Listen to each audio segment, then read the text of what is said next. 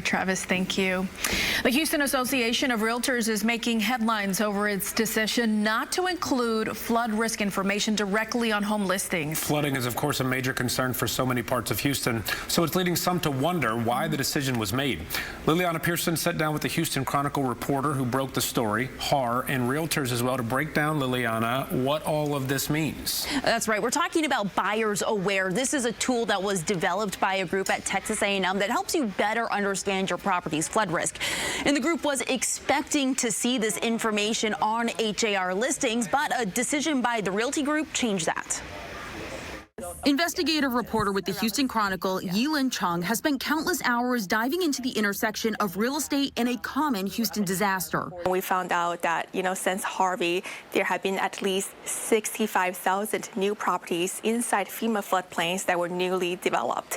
So, of course, a lot of people find themselves, buying into brand new neighborhoods only to realize later that their homes are vulnerable to chronic flooding. To keep home buyers informed, HAR worked with data researchers out of Texas A&M, developing a tool that would estimate a property's flood risk. That information was supposed to be added directly to property listings, but after 2 years of work, a unanimous vote by HAR's board changed that.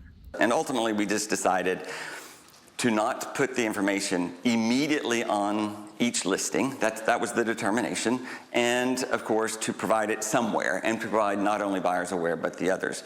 Bill Baldwin with HAR says he likes Buyers Aware tool, and it's still available on the HAR flood webpage alongside other flood risk resources.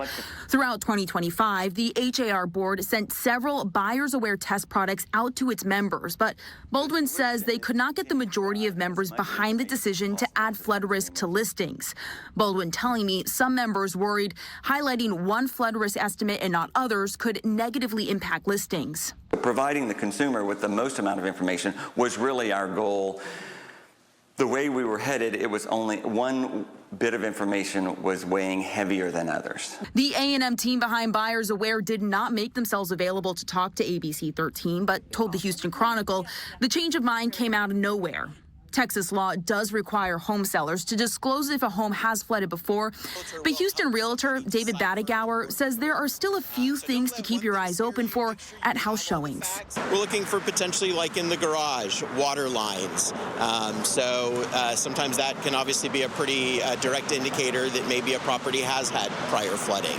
Battagauer says if your realtor doesn't bring it up, ask if the home is in a flood zone, floodplain, or if the seller has disclosed any flooding history. Battagauer also says you can ask for an elevation certification. This is going to provide you more information on how high above the floodplain the home has actually been built. That means that if floodwater does come onto the property, your home potentially could stand a better chance. I'm Liliana Pearson, ABC 13 Eyewitness News. Critical information, Liliana, thank you.